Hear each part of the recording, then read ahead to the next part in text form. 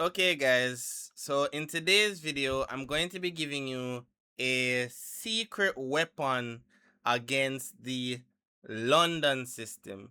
Now, I know I'm not the only one that thinks the London system is one of the most annoying openings to face, especially at the amateur level, because they just develop their pieces, hide behind their wall of pawns, and we don't get that nice kind of open game that we enjoy from a typical chess game, right? But this secret weapon that I'm going to give you is going to give you that gonna give you the chance to go for a nice trap along with the ability to give you dynamic play.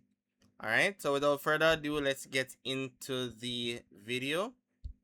So first of all, let me tell you what the London system is. So it starts with d4, d5, and the bishop goes to f4. Now, the idea of the London system is that White wants to put his pieces on a particular setup.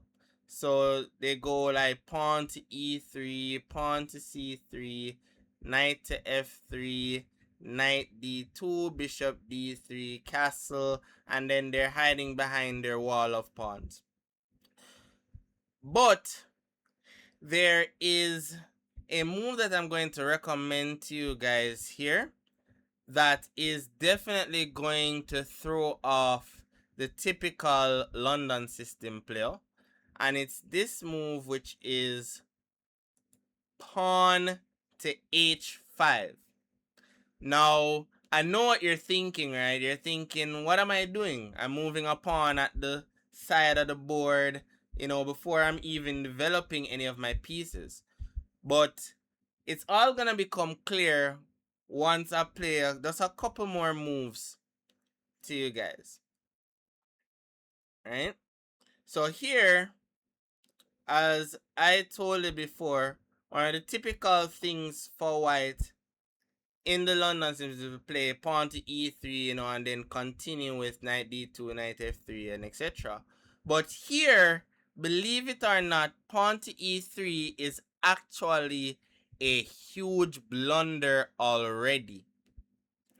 Because here we have the brilliant move that I'm sure is going to confuse your opponents, which is pawn to e5.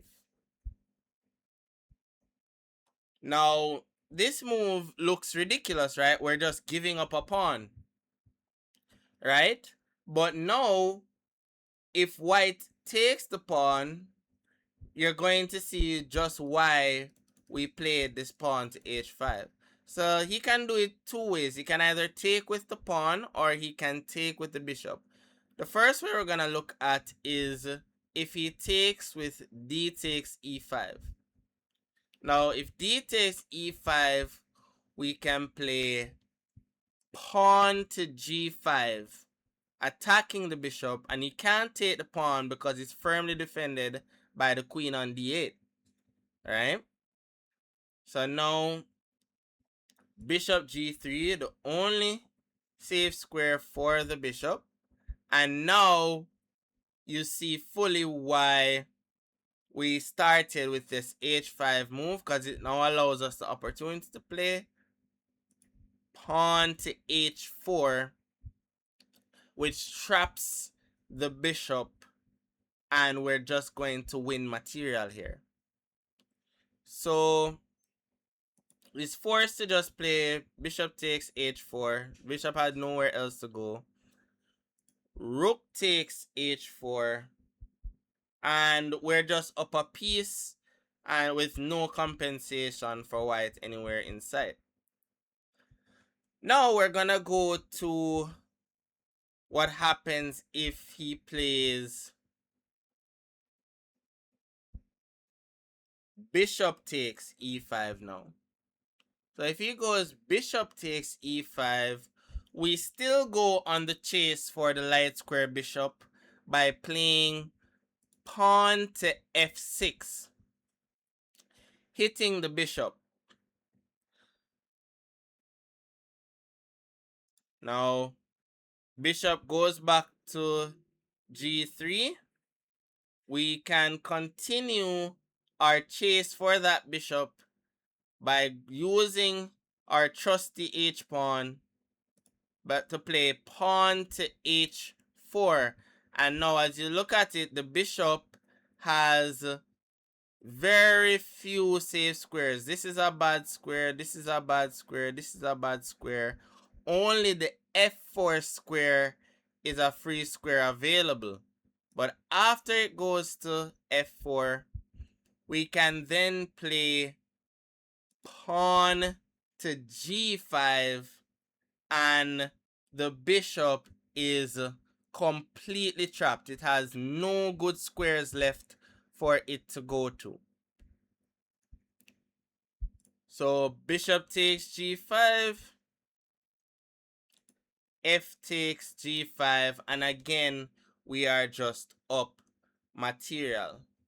Now, of course, there is no guarantee that white will play pawn to e3 after bishop f4, which allows us to get this nice bishop trap right out of the opening.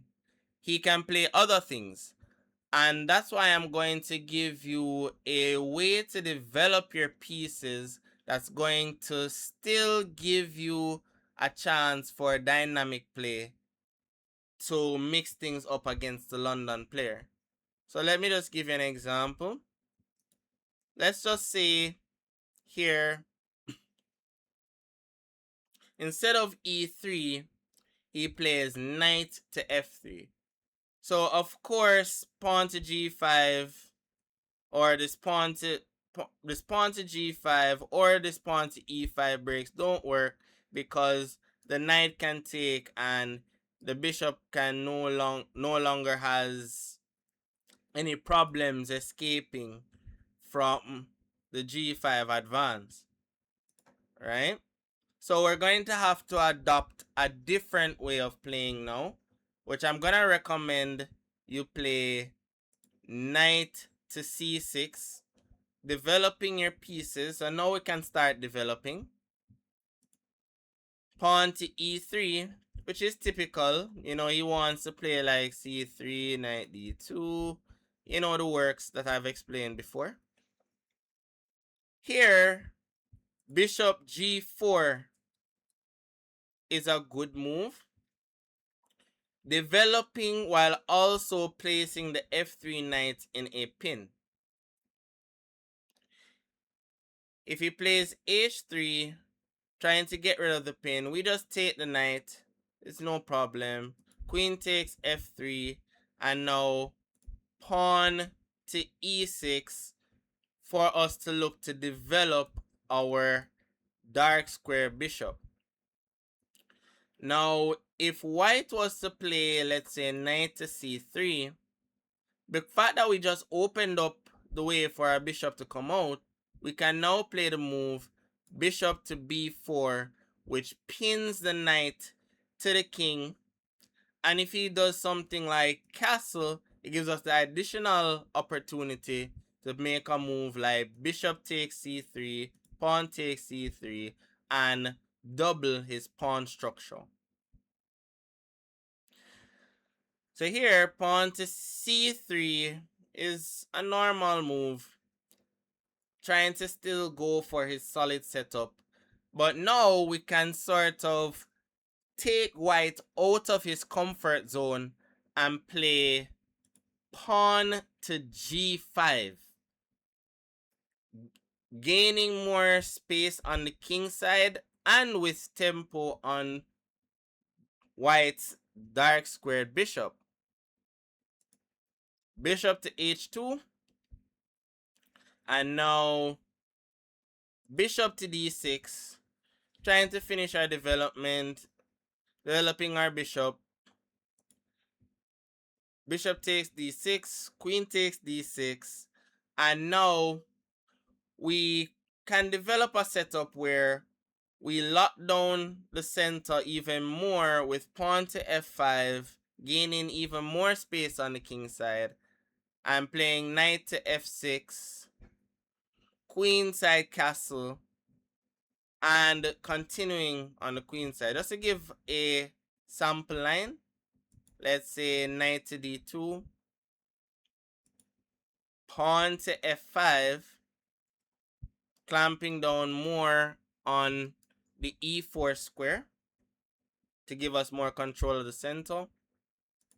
Let's say bishop e2, knight to f6, most active place for the knight on f6, castle, queenside castle, and now you can see the power of the setup that we just established, right?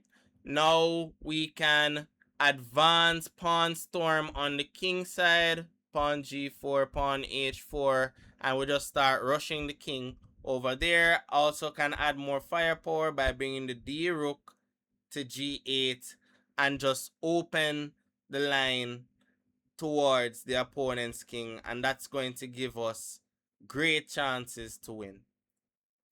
If you guys liked this video, just drop a like on the video.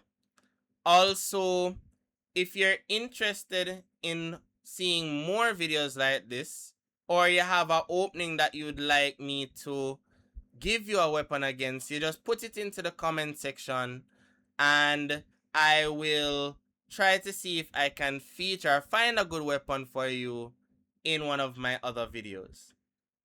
Subscribe and tune in to next time.